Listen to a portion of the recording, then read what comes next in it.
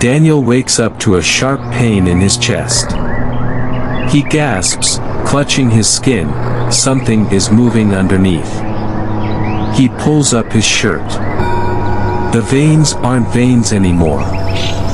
They twist, black and pulsing, like roots burrowing deeper. His breath catches. The whispers return, soft and knowing. It's growing, Daniel.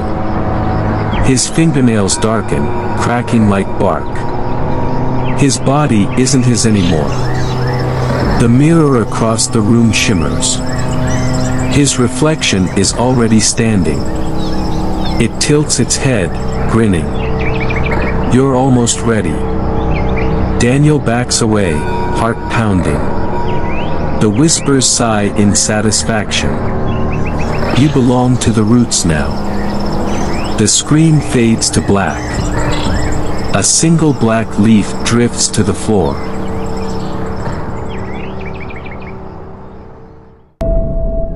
Daniel Carter had built his career on other people's fear.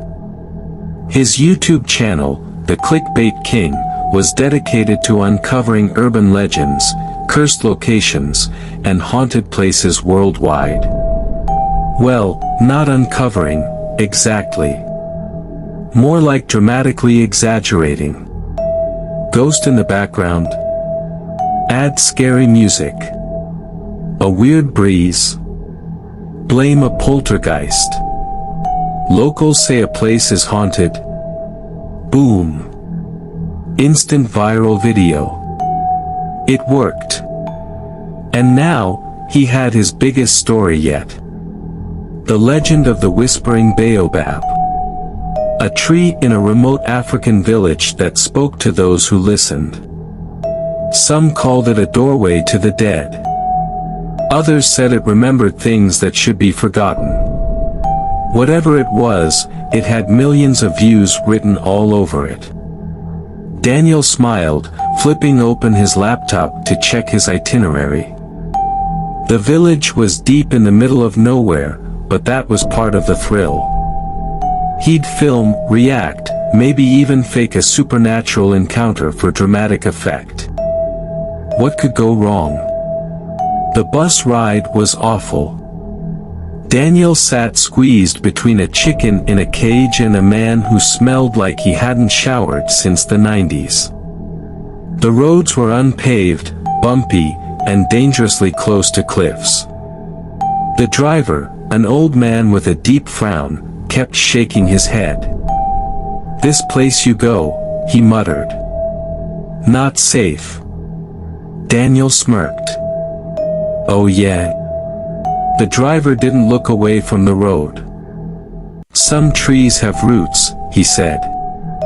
"Others have memories." Daniel felt a chill crawl up his spine. But he laughed it off. Probably just local superstition. Probably. The moment Daniel stepped into the village, he knew something was wrong. The villagers weren't welcoming. They weren't rude either. They were just watching. No kids playing. No vendors shouting. Just silence. And then, an old woman approached. "You came for the tree," she said. Not a question. A statement. Daniel gave her his best charming smile. "Yup. Thought I'd check it out. Maybe tell its story." Her face darkened.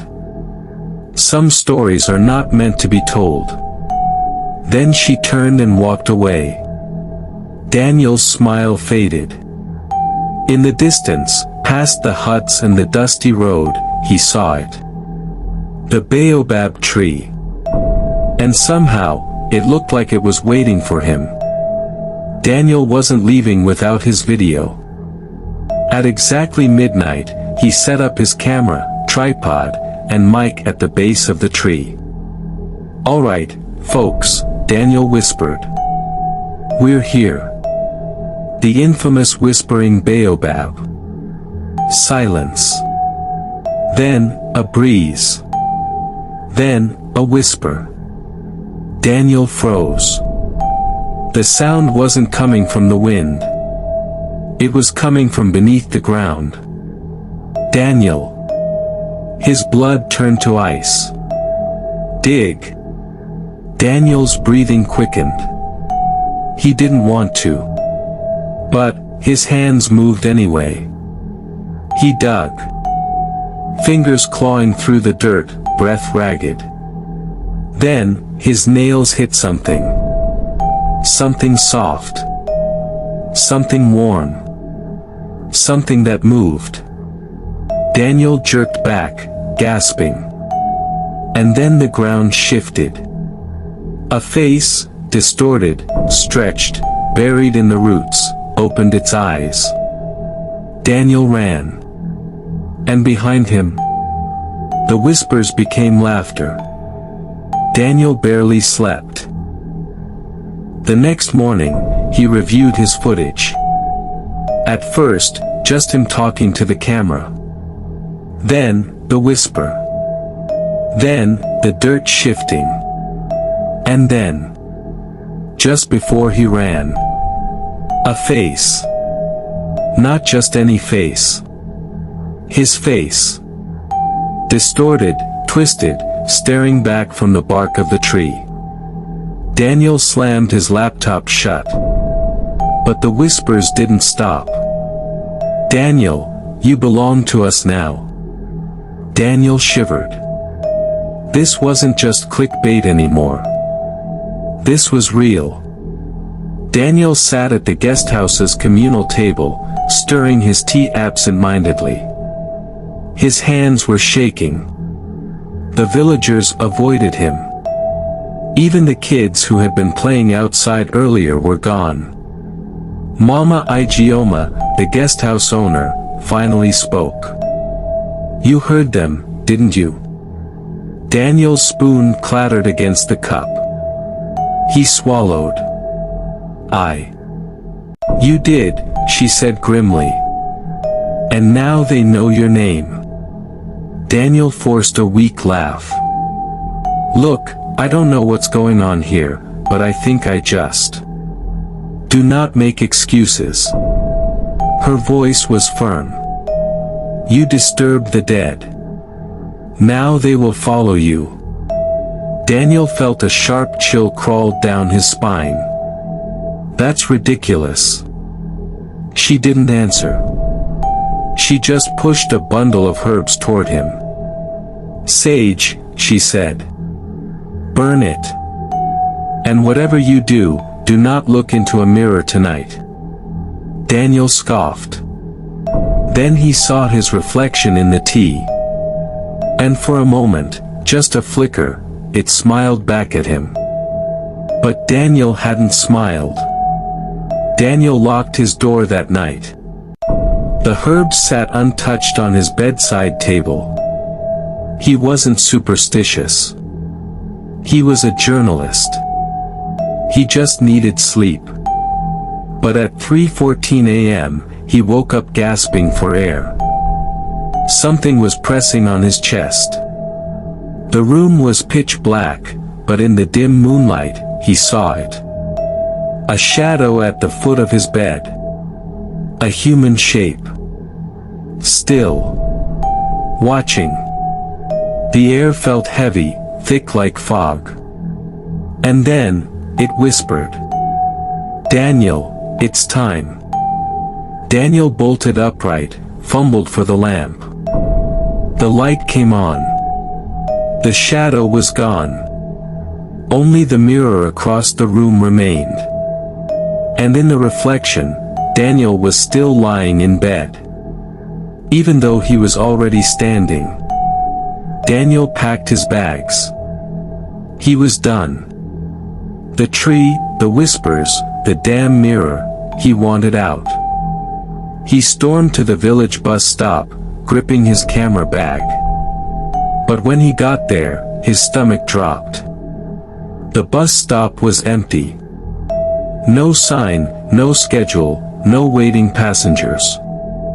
Just an old man sitting on a wooden stool, watching him. Bus comes once a week, the man said. Daniel's voice was hoarse. When's the next one? The old man shrugged. Yesterday. Daniel's heart pounded. That wasn't possible. The driver told him to meet here today.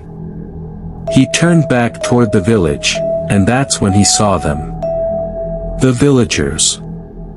Standing in a row. Silent. Staring. As if they had been waiting for him. Mama Ijeoma stood in front. You let it see you, she whispered. Daniel's throat went dry. And somewhere, faint but unmistakable, he heard laughter in the wind. The whispers changed that night. No longer calling his name. No longer begging. Now, they commanded. Return to us. Bring us back. Daniel shoved his pillow over his ears. The voices were in his skull. Then, a scratching sound. Not from the window. Not from the floor. From inside the walls. Daniel bolted up. His hands trembled as he grabbed his phone, flicking on the flashlight. The walls were moving. Tiny ridges forming, twisting. And then, a hand pushed through. Not a normal hand. A root, twisted like fingers, clawing its way out. Daniel screamed. Then the voices whispered again. We are hungry, Daniel. Daniel woke up to pain. A sharp, stabbing ache in his fingernails. He looked down. His nails were turning black. Not dirt. Not bruising. Like bark. He scrubbed his hands raw. But the blackness didn't go away. Mama Ijeoma found him in the morning, still in the bathroom, shaking. She took one look at his hands and exhaled sharply. You are marked now. Daniel laughed bitterly. Oh, fantastic. What does that mean? She didn't smile. It means the tree is making you part of it. Daniel's stomach dropped. No. Mama Ijeoma's gaze was heavy. Yes. Daniel tried again. He grabbed his bag and camera, forced himself down the dirt path toward the highway. He could hitch a ride. Walk if he had to. But when he reached the highway, his breath caught. His hotel stood before him. The village had looped back on itself. No matter which way he turned, he always ended up back here. Trapped. The whispers chuckled in his ears. You belong to us now. Daniel stopped looking in mirrors. But the mirrors didn't stop looking at him. That night, something changed. He turned over in bed, eyes still heavy with sleep. And there, in the mirror across the room, Daniel was sitting up. Even though he was still lying down. Daniel froze. His reflection stared at him. Smiling. Then, it stood up. Daniel did not. The reflection walked closer. Closer. Daniel squeezed his eyes shut. When he opened them again, it was gone. Only one thing remained. A single blackened root, twisting up from the foot of his bed. Still pulsing. Still alive. Daniel sat on the edge of his bed, his breath coming in short, sharp gasps. He could still feel the presence from last night, his own reflection moving without him. His mind raced with explanations, but none of them made sense. Had he been dreaming? No. He knew what he saw. His hands trembled as he reached for his camera. He needed proof. If he could record this, maybe he could convince himself that it was just stress, paranoia, anything but real. He set up the tripod, aimed it at the mirror, and hit record. For a long moment, nothing happened. Then, his mouth opened. But he hadn't spoken. His own voice echoed from the speakers as the footage played back. "We are waiting, Daniel." Daniel snapped the camera shut. His stomach twisted. He was losing control. Something was inside him, speaking through him. The whispers weren't just around him anymore. They were inside his head. Daniel had to find answers. He left the guest house and made his way through the village, avoiding his own reflection in any window or puddle he passed. Baba, the village elder, sat under a large shade tree, chewing something that smelled like earth and death. Daniel marched up to him. "What is happening to me?" he demanded. Baba sighed deeply. "The tree has chosen you." "Chosen me?" Daniel scoffed. "For what? To possess me?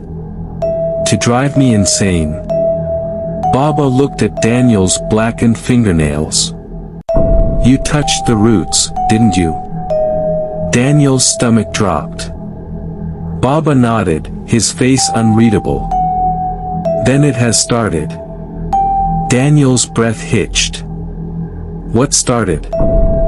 Baba locked eyes with him. "The merging." Daniel wanted to laugh, but he couldn't.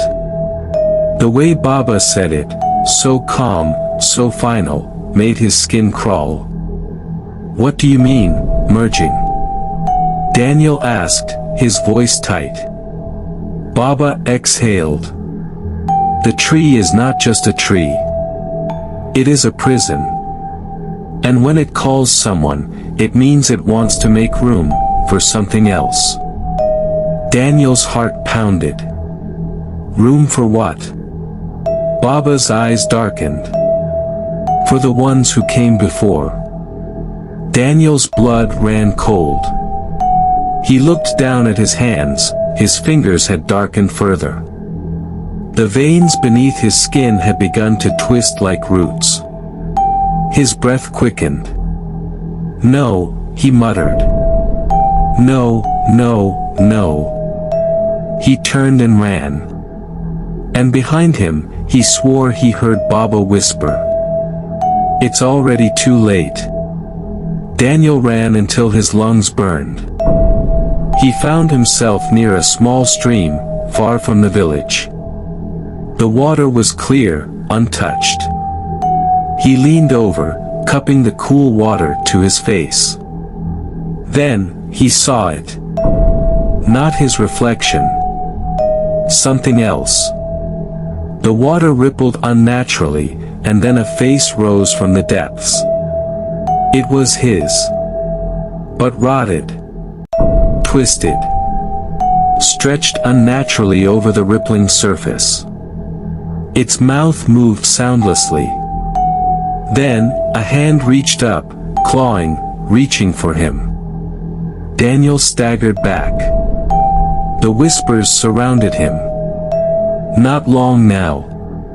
Daniel avoided the villagers. He could feel their stares everywhere he went. He needed a plan. He needed to leave. But then, another villager went missing. A young boy. Gone without a trace. The village didn't search. They didn't mourn. Mama Igioma just muttered, the tree was hungry. Daniel couldn't breathe. He looked at his own hands. Was he next? Daniel packed his bags again. He walked to the edge of the village. But when he stepped past the last hut, he was standing right back at the guest house. Daniel froze. He turned. Tried again. But every road, every path, every direction, led right back to the baobab tree. Daniel's chest tightened. The whispers laughed. "Stay with us." Daniel covered the mirror in his room. But it didn't help. Because the whispers weren't just outside anymore. They were in his head. That night, he woke to a creaking noise. His heart pounded. He turned over and his reflection was sitting up.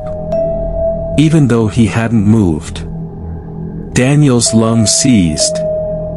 His reflection tilted its head, smiling. Almost ready. Daniel threw a lamp at the mirror. The glass shattered. But the reflection stepped forward anyway. Glass didn't matter anymore. The next morning, Daniel woke to a sharp pain in his chest. His hand shook as he pulled up his shirt. Something was protruding from beneath his skin. Not a bruise. Not an infection. A root. Black, thin, curling up his ribs. Daniel gasped. It was growing inside him. His fingers trembled as he touched it. The whispers sighed in satisfaction. "You are almost one of us, Daniel." Daniel's vision blurred. And then, he collapsed. Daniel woke up gasping. His chest ached from where the root had been protruding. He didn't remember falling asleep. Slowly, he sat up. The pain had dulled, but something felt wrong. The room was too quiet. And then he noticed it. The mirror. It wasn't broken anymore. His heart hammered. That wasn't possible. He had smashed it. But there it was, perfectly intact. And worse, his reflection was already standing. Daniel was still sitting on the bed, but his reflection stood facing him, its head tilted at an unnatural angle. Then it stepped forward. Daniel scrambled back. His reflection moved closer, its mouth opening, stretching wider than any human jaw should. Then, it whispered. "We need more room." Daniel bolted for the door. Behind him, his reflection laughed. And as he fled, he could still hear it speaking. "Your body is not yours anymore. It is ours. Ours. Ours." Daniel rushed through the village, breath ragged. He couldn't think. Couldn't process. All he knew was he had to get away. But when he turned a corner, he stumbled to a stop. The villagers were waiting.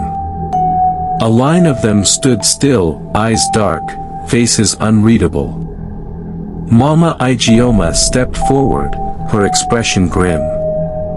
"It's too late, Daniel." Daniel shook his head violently.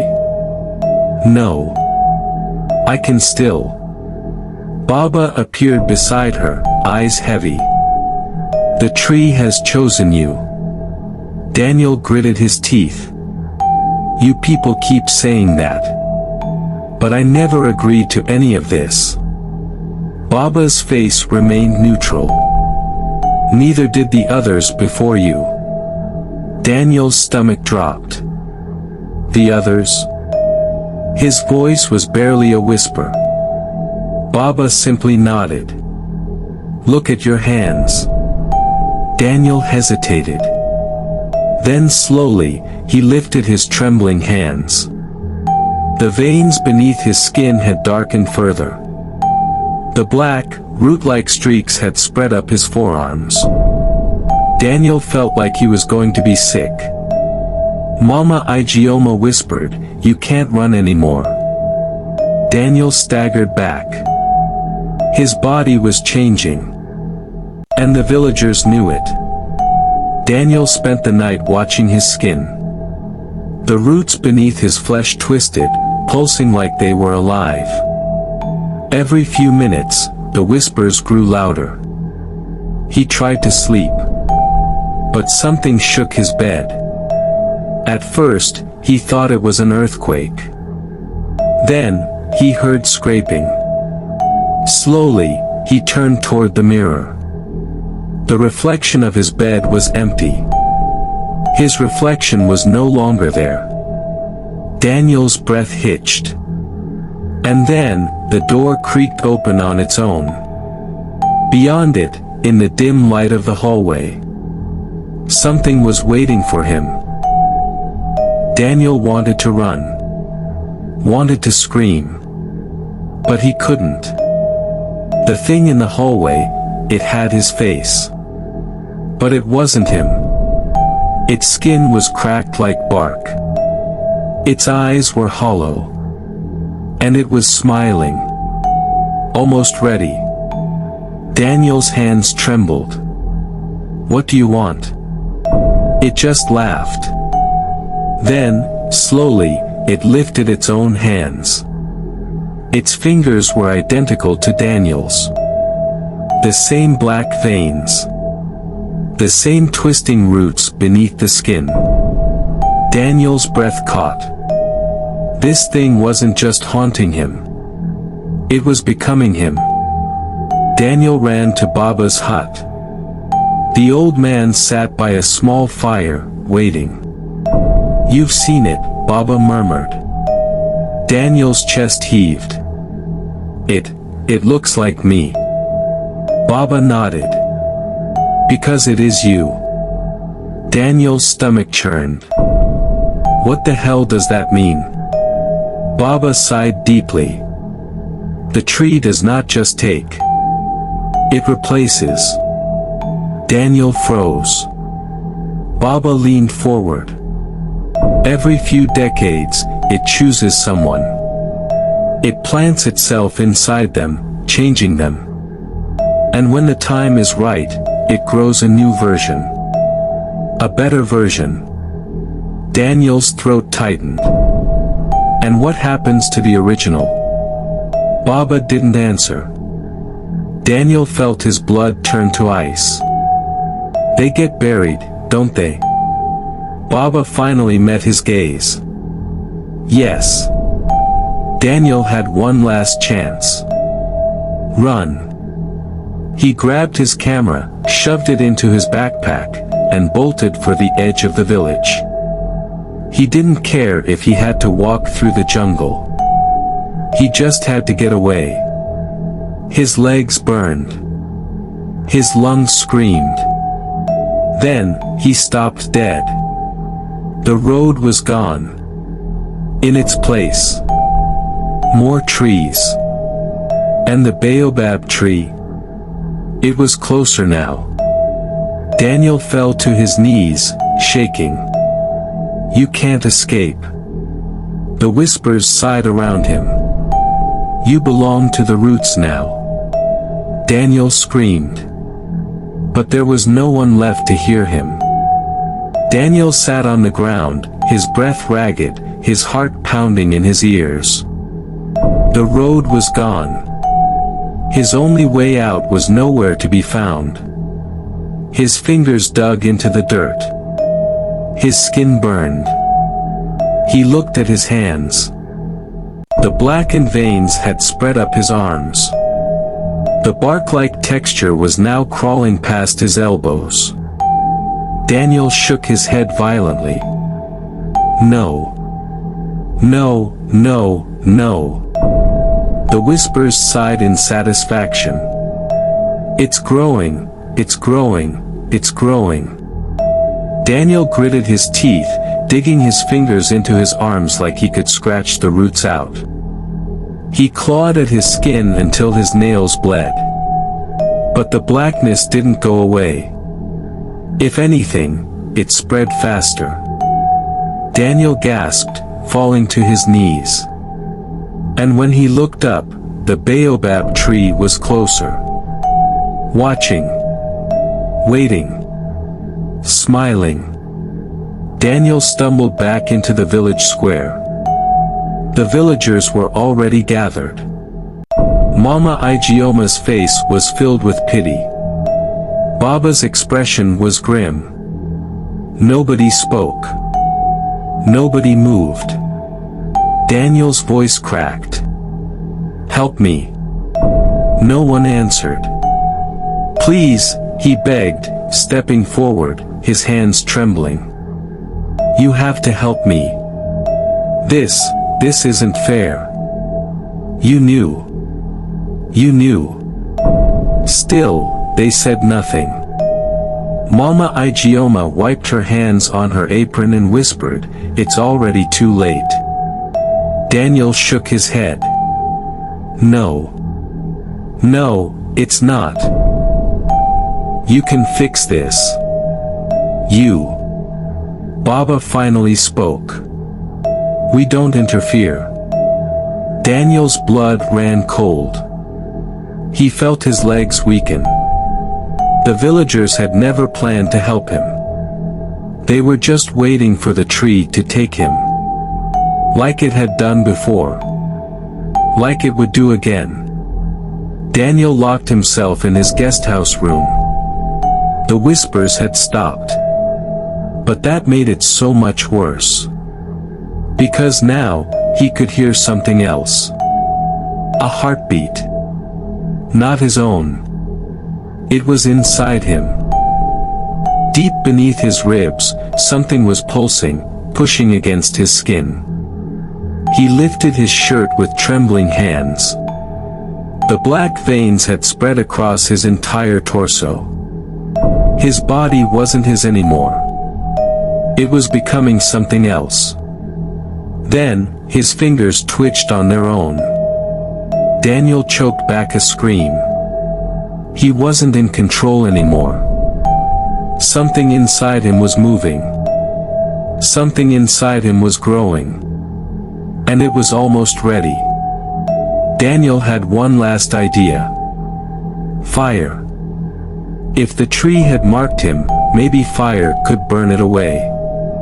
He stumbled into the kitchen, grabbing a knife and a lighter. He pressed the blade to his forearm, where the black veins were thickest. His hand shook. Then, he pressed down. The pain was instant, blinding. Blood welled up. But the roots remained. And worse, the wound closed by itself. The bark-like texture knit itself back together. Daniel's breath hitched. The tree wasn't just inside him. It had already become him. And nothing could stop it now. That night, Daniel sat in the dark. Waiting. He knew what was coming. The whispers had changed. "We're almost done, Daniel." Then, across the room, the mirror shimmered. Daniel held his breath. Something stepped through. It was him. Not a reflection. Not a hallucination. A copy. His skin was bark.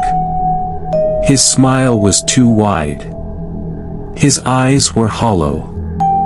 Daniel backed up against the wall.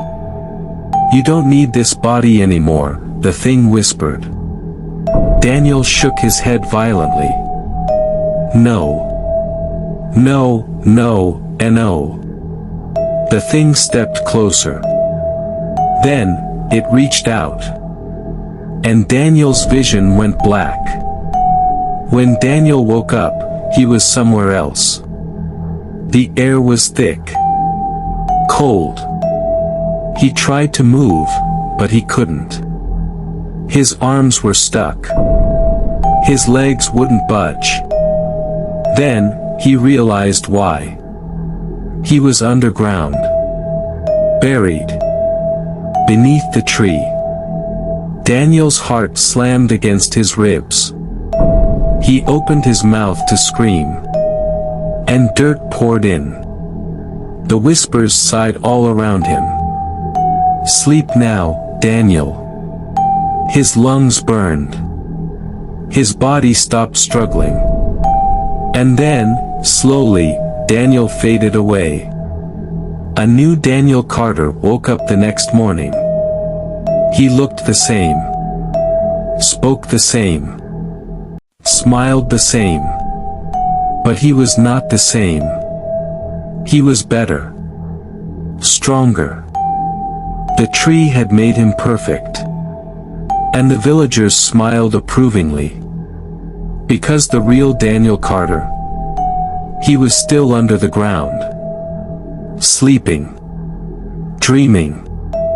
Part of the tree forever. The new Daniel Carter boarded a plane back to the States. His body felt fresh. New. The memories of the old Daniel were still inside him. But something else was inside him too. Something waiting. Something growing. Something hungry. The baobab's roots stretched far. And soon, they would spread again. Weeks passed. Daniel moved back to New York. Everything was normal. Until he started hearing whispers in his apartment. Until he started dreaming of roots beneath his bed. Until his reflection started moving again. The tree wasn't done yet. It was just beginning. Daniel woke up one morning to something new. A single blackened leaf on his kitchen counter. Then another. And another. The tree was here. Growing again. This time, in his home. Daniel's fingernails blackened again. His skin hardened. The tree hadn't let go. It was remaking him again. And this time, there was no escape. The voices never stopped. You are one of us now. Daniel tried to run. But wherever he went, the trees followed. Everywhere. Even in his own mind. Daniel stopped fighting. His body was gone. His mind was gone. Now, he was only the tree. The tree that remembered. The tree that whispered. The tree that waited. And somewhere, in another country, in another village, another traveler stepped off a bus. Curious. Hungry for stories. And the tree sighed in satisfaction. Because it had found the next one. Daniel Carter, or, at least, whoever he was now, was back in New York. It had been weeks since the baobab tree remade him. And honestly, life was pretty normal. No creepy villagers. No ancient curses. No whispers in the wind. Just coffee, overpriced rent, and traffic jams. He sat in his apartment, scrolling through Netflix. For a brief moment, he thought, maybe it's over. Maybe he really escaped. Then his kitchen light flickered. Daniel froze. A single black leaf drifted down from the ceiling. He stared at it. Then he did what any sane person would do. He picked it up, threw it in the trash, and said, nope. Problem solved. Daniel was trying so hard to live a normal life. But normal didn't want him. Case in point, his shower. It started small, his shower drain clogged overnight. He blamed it on shedding hair. Until he pulled out the blockage, and it was a bundle of roots. Black, pulsing roots. He dropped it instantly. Nope. And then, he heard it. You are still one of us, Daniel. Daniel shoved the entire shower curtain into the drain. Maybe if he ignored it, it would go away. Daniel decided to test something. He bought a small plant from a gardening shop. Just a tiny cactus. He placed it on his kitchen table and stared at it. For days. Nothing happened. Then, one night, he woke up to a sound. A tiny, whispering voice. "Water me, Daniel." Daniel threw the whole cactus out the window. Daniel tried to go back to work. He sat across from a serious-looking hiring manager. "So, Mr. Carter," the manager said, scanning his resume. "What brings you to our company?" Daniel smiled. "Well, I'm great at storytelling, and..." A leaf fell out of his sleeve. He froze. The manager blinked. Are you okay?" Daniel shoved his hands under the table. "Yeah. Definitely. Not turning into a tree or anything." The manager slowly put down his pen. Daniel coughed.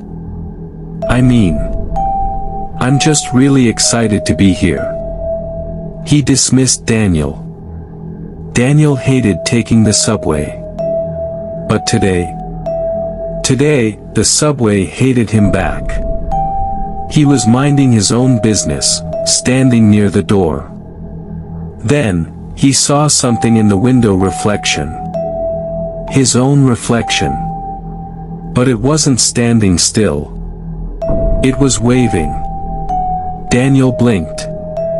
His reflection didn't. Daniel slowly turned to the guy next to him. "Hey, man, do I look normal to you?" The guy glanced at him.